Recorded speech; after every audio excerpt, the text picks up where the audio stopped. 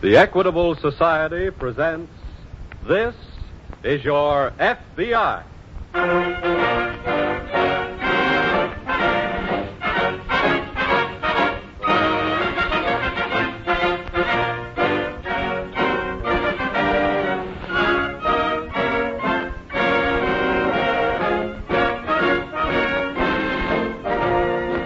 This is Your FBI, an official broadcast from the files of the Federal Bureau of Investigation, presented as a public service by the Equitable Life Assurance Society of the United States. To your FBI, you look for national security, and to the Equitable Society for financial security. These two great institutions are dedicated to the protection of you, your home, and your country.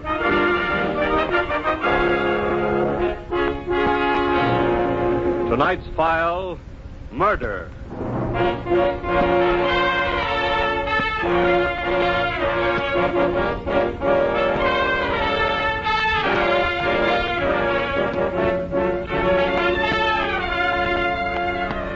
In the crime of murder, final conviction of the killer often depends on evidence which can be revealed only by the microscopes, the test tubes, and other instruments of modern science with which the FBI's vast laboratory is equipped.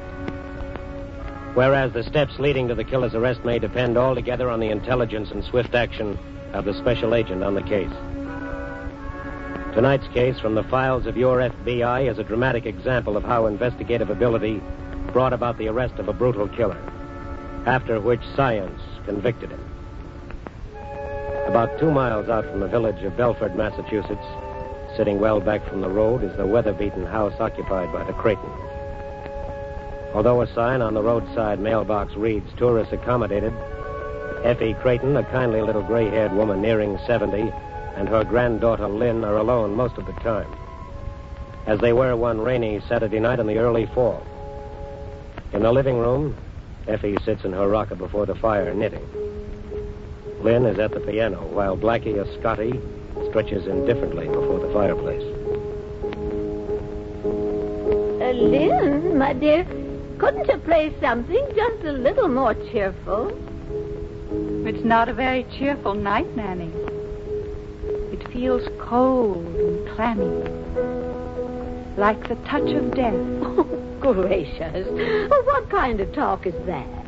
Sometimes rain is warm and friendly, but tonight it's stealthy, like death. Oh, Blackie. Blackie, must you be that way, too? Blackie also feels the night. It's that ghostly music affecting him. Now be quiet, Blackie.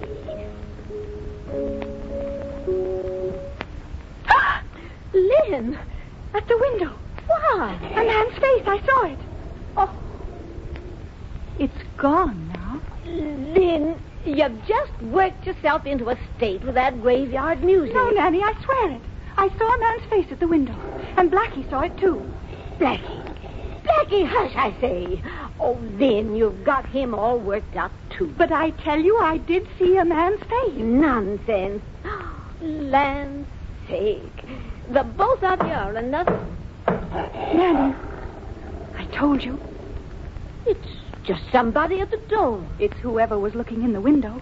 Fix, go see who it is. No. Well, then I'll go myself. It's probably a traveler just wanting to spend the night. Please, Nanny, don't let him in. Nanny! Blackie, hush that up. I don't see anyone here. Oh, I'm sorry if I frightened you.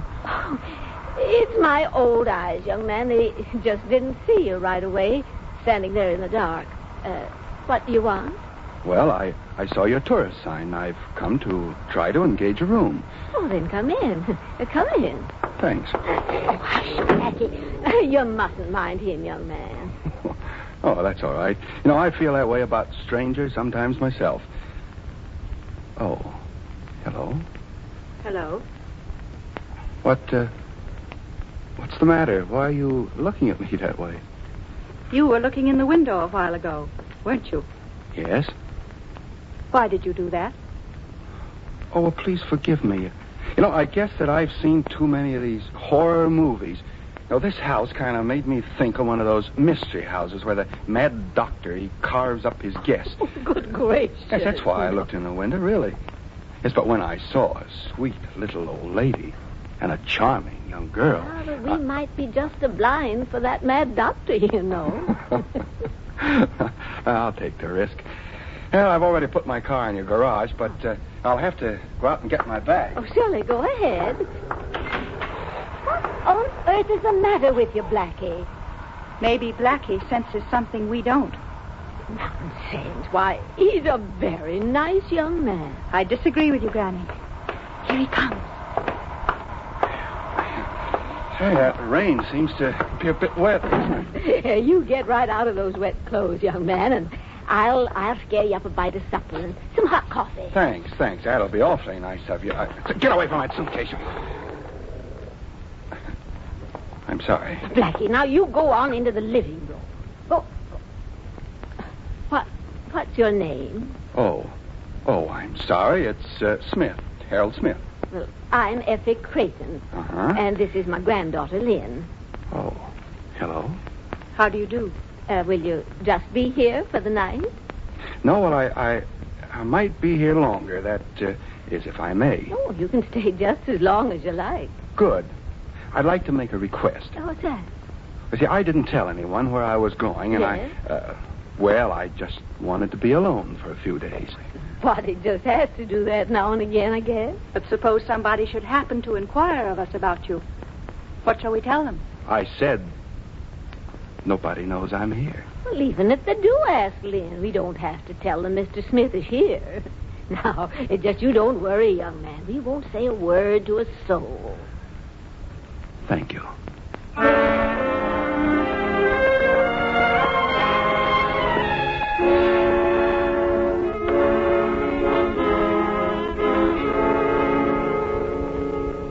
About 50 miles on the other side of Belford, Massachusetts, and near the Connecticut line, a highway patrolman about dusk had followed a trail of blood he saw leading off the road and found the body of a man in a clump of bushes, his head bashed in. By his side was an empty mail sack. The man was identified by papers in his pocket as a Connecticut rural mail carrier. Obviously, he had been murdered and his mail and car stolen. And since a state line had been crossed, it was a case for the FBI. And now, with the aid of flashlights, Special Agent Rickard of the FBI is going over the scene with the highway patrolman. Here's the body, Mr. Rickard. That's not a very pleasant sight. Whoever did it was a little on the fiendish side, I'd say. Yeah. One blow would have been enough. Probably used a piece of lead or iron pipe. Well, I'll have to get a plastic cast of the wound. Here's the mail sack. It's empty. Oh, I'll take that with me. Could be some of the killer's fingerprints on it. I don't quite figure his motive. He seems to have been badly in need of a car. What about the mail? Oh, just took that along, I guess, in case there was anything of value. If he only wanted a car, he could have stolen one with a lot less trouble. Now, to the man who did this kind of a job, killing is no trouble. It's a sadistic pleasure. Yeah. Well, you said you wanted me to help you make some plaster casts of the killer's footprints and those tire tracks up there at the road. Yeah. Let's get up there. And I guess you'll want to arrange to get the body down to the morgue. Okay. Here's the spot where he dragged the body under this barbed wire fence. Mm-hmm. Well, he seems to have left us another little clue. Look. Caught on this barb. Yeah. A tiny piece of cloth of some kind. Mm-hmm. Looks brown to me. Mail carrier wasn't wearing anything of that color. The killer must have snagged his own coat or breeches. Well, I'll take it along to the lab. Let's make those casts now. We got to get a line on this killer fast. There's no telling when or why he'll murder someone else.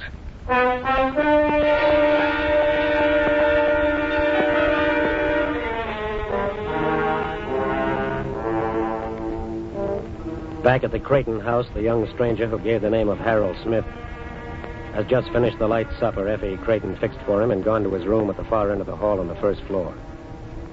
Effie and her granddaughter, Lynn, are in the kitchen cleaning up a few dishes. Mr. Smith was mighty hungry. He didn't leave a scrap. Nanny, what do you suppose he's got in that suitcase? Why, his clothes, of course. What else? That's just it. What else? What on earth are you talking about? You saw the way Blackie acted when he smelled the suitcase. Land's sake, Lynn, that imagination of yours... Blackie wasn't imagining. He smelled something wrong. Lynn, I'm going to sell that piano if you don't stop playing spooky music and getting yourself all worked up like this.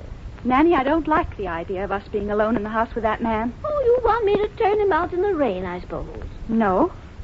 But I can get Uncle Will to come over and spend the night with us. Lynn, he's a nice young man. I'm going to call Uncle Will. He'll laugh at you. But he'll come over. He'd go anywhere if Aunt Sarah let him out of the house. Yeah. I'll get him over. Don't worry.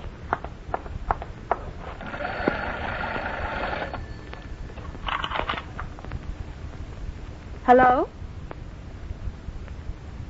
Hello? Operator? Operator? The phone is dead, Nanny.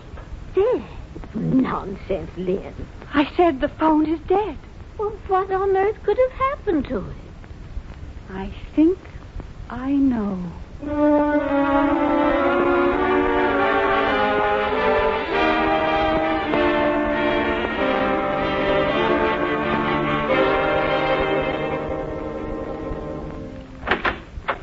Well, Jim. Hi, Rick. I got a new lead while you were out. Oh, what's it? The postal inspector cooperating on the case called in from Benning, Connecticut. That's the town the mail carrier worked out of, you know. Yeah. But shortly after noon today, a young man about 6 feet tall robbed a movie cashier. Uh-huh. He was wearing a brown suit, and he didn't use a pistol. He threatened the girl with a heavy piece of pipe. How'd he get away? Ran, disappeared in the Saturday crowd before anybody knew what had happened. Mm-hmm. And he probably commandeered the mail carrier's car to make his full getaway. Mm-hmm. After they got over the state line, killed the mail carrier, dragged his body into the bushes, and took out with the car. Yeah, that sounds just like it. Where's the description of that car, Jim? Oh, right here. Put out a 5-state alarm on it right away.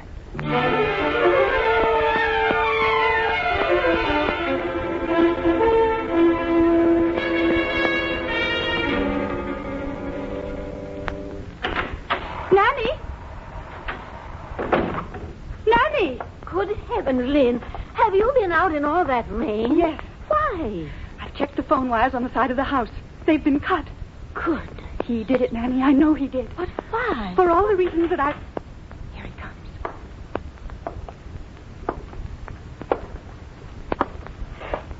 Pardon me.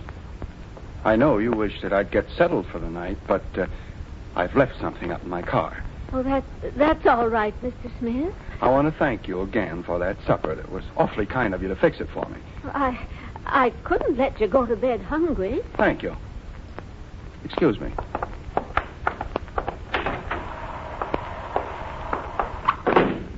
Come on, Nanny, quick. Where?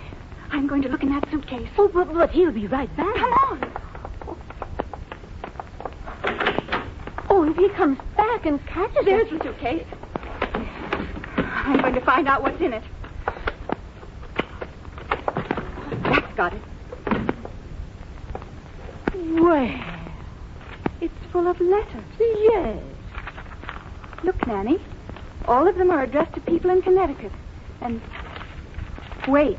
What is it? There's something heavy under the letters. It feels like a piece of pipe or something. Nanny, look. There's blood on that piece of pipe. Yes. That's blood. I murdered a man with that. Oh. Well, you don't look surprised, young lady. I'm not. Oh, we're not going to let you hide in this house. I'm going to the neighbors and call the police. Get back here. Oh. Listen, you, young lady, you picked that up and put it back where you got it. Oh. I said pick it up. Now, until I'm ready to leave here, I'm running this house. See, and you'll both do exactly as I say, or I'll kill you.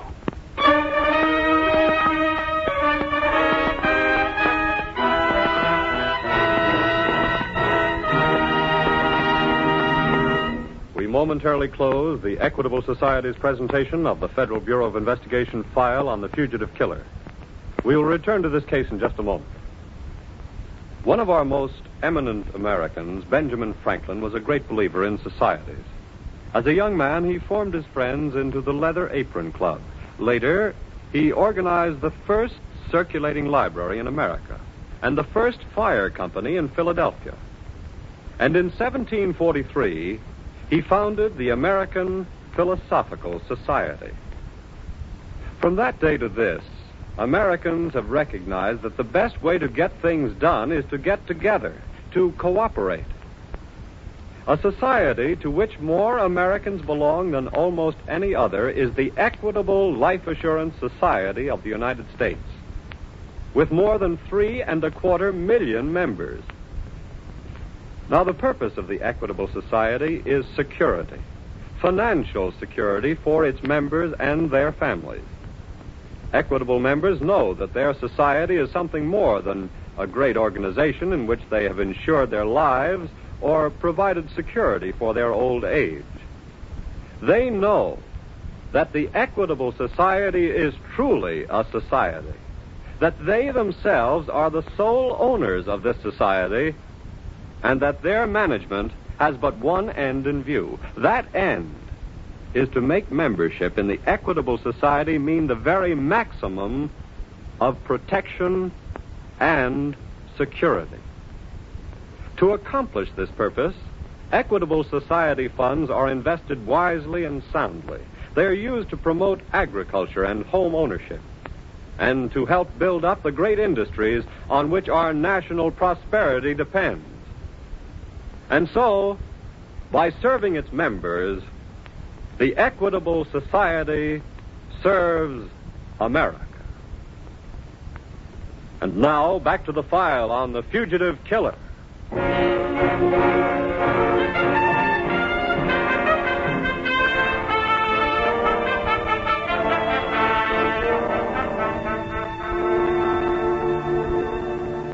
Instruments of modern science can only aid in identifying and convicting a criminal.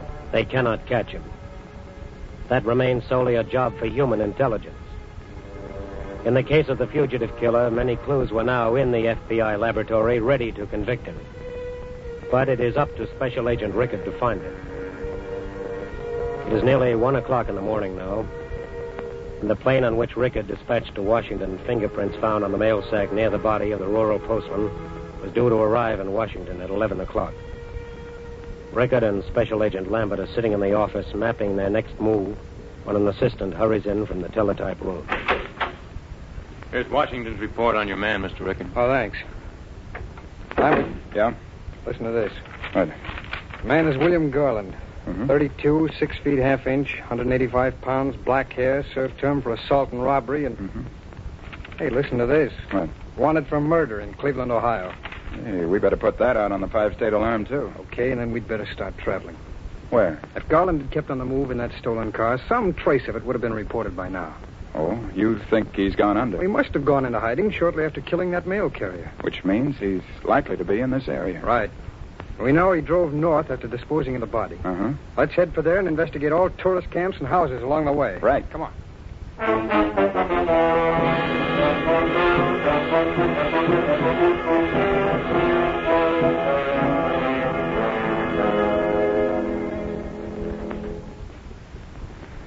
Well, this is really quite a cozy picture, Miss Creighton. Your grandmother dozing in her rocker by the fire. So peaceful. It helps me to think. You see, I'm trying to figure out how to keep from killing you. Why? Well, there might be a better use for you. That's a car entering your driveway, isn't it? Yes. Well, just a minute. You sit down. Whoever it is has seen the light on. Here, I'll answer it. You stay where you are.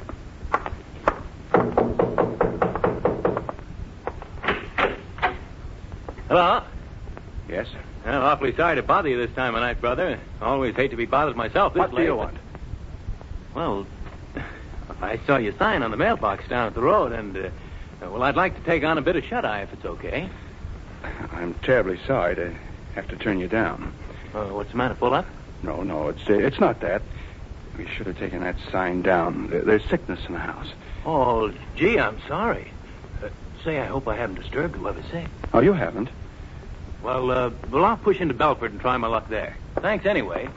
I hope they get better. Yes, thank you, sir. Good night. I'm sorry I had to turn that gentleman away, but, well, you understand. Yes. Well, I think I've figured out what to do with you good people. We're going to take a little trip. What do you mean? Well, I can't stay here forever, and I can't leave without you very well. You could kill us. Yes, but I found a better use for you. Because that nobody is likely to suspect me if I'm traveling with a sweet little old lady and a pretty young girl, especially if I'm driving a car that the police are not looking for. But they must be looking for your car. They're not looking for yours, and that's the one we'll be traveling in.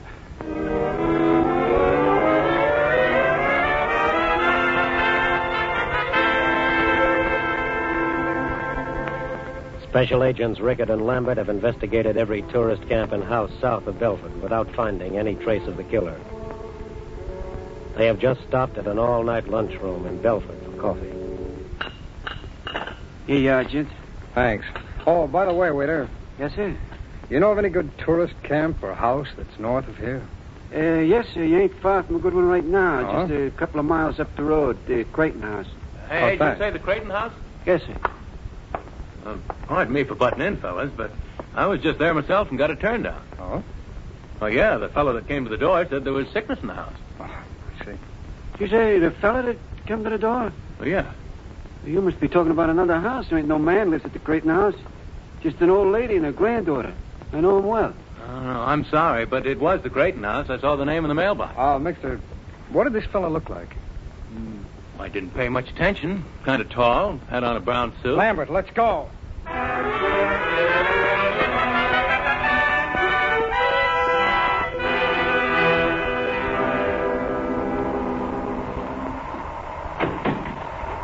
Here, now, I'll let you both ride up in the front seat with me. All right, come on. In you go. Take your hands off me. Just where do you think you're taking us? I told you, I'm taking you and your grandmother for a little ride. All right, get in. I said get in. We're losing time. I'm sorry that Blackie has to miss the trip, but a dog is such a care, you know. There's a car. As I see it. It's going to turn up our drive. Well, that's too bad. They'll have to wait for me to drive out first. Just a minute, please. Don't either of you say a word. What do you want? Want to talk to you. What for? We're special agents of the FBI. Sorry, I can't stop. Okay, Lambert. After him.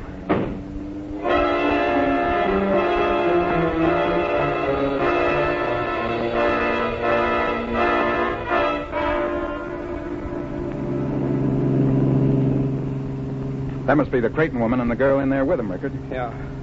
Jim, pull up as close to that car as you can. You want me to force him off the road? No, keep your headlights on his rear wheels. I'm going to try and shoot out a tire. Go to it, Rick. But keep your bullets low. Okay. I got his taillight. That's got it, Rickard. Good work. Come on, step on it, Jim. All right. All right, pull over and start, Garland. And keep your hands on the wheel. You women all right? Thank heaven. Lambert? Yeah? Keep your gun on him. Right. Want to change a tire, and we'll see these ladies safely home.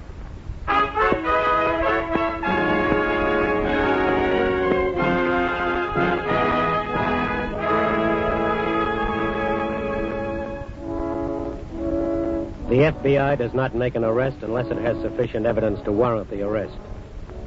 And once a criminal is arrested, his conviction is practically a scientific certainty. For through your representatives in Congress, you have provided your FBI with the means for establishment of one of the most modern laboratories in the world designed for criminal detection. When William Garland was arrested, there was in the FBI laboratory, as evidence against him, a few threads from his suit, plastic cast of his footprints, auto tire tracks, fingerprints from the mail sack, and specimens of blood from the murdered man to match with blood on the murder instrument. This laboratory is working 24 hours a day for your protection, making the road the criminal follows a dead-end street.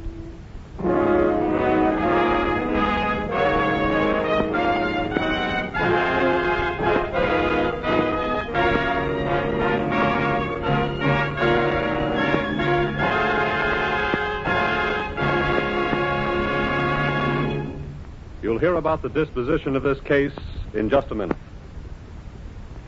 Imagine a cotton bag so big that the 90,000 square miles of Japan's largest island, Honshu, could have been dropped into it.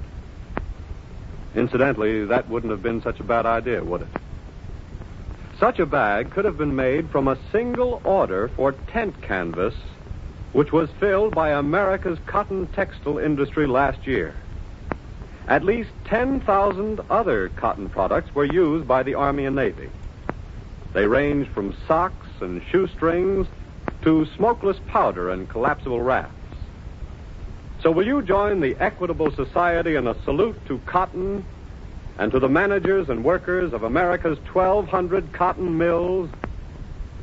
Although 1/3 of this industry's manpower and womanpower wore Uncle Sam's uniforms, its output is running 50% higher than pre-war levels.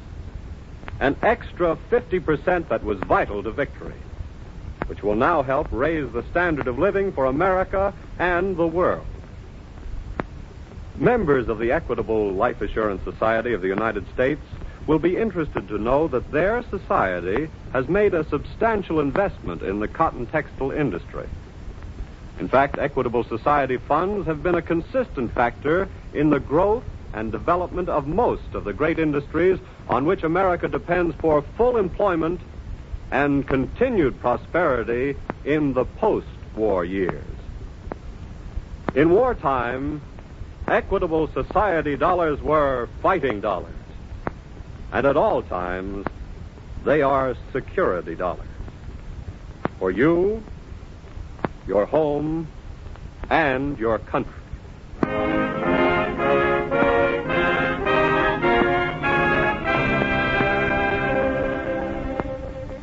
William Garland was turned over to local police. He was tried and convicted on the charge of first-degree murder.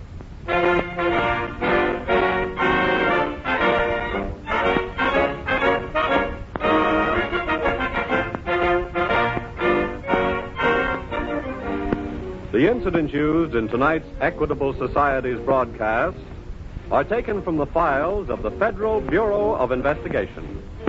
However, all names used are fictitious, and any similarity thereof to the names of persons living or dead is accidental. Programs in this series of particular interest to servicemen and women are broadcast overseas through the worldwide facilities of the Armed Forces Radio Service. Tonight, the music was under the direction of Frederick Steiner. The author was Frank Ferries. Your narrator was Frank Lovejoy. This is Your FBI is a Jerry Devine production. And now, this is Carl Frank speaking for the Equitable Life Assurance Society of the United States and inviting you to tune in again next week at this same time for This is Your FBI.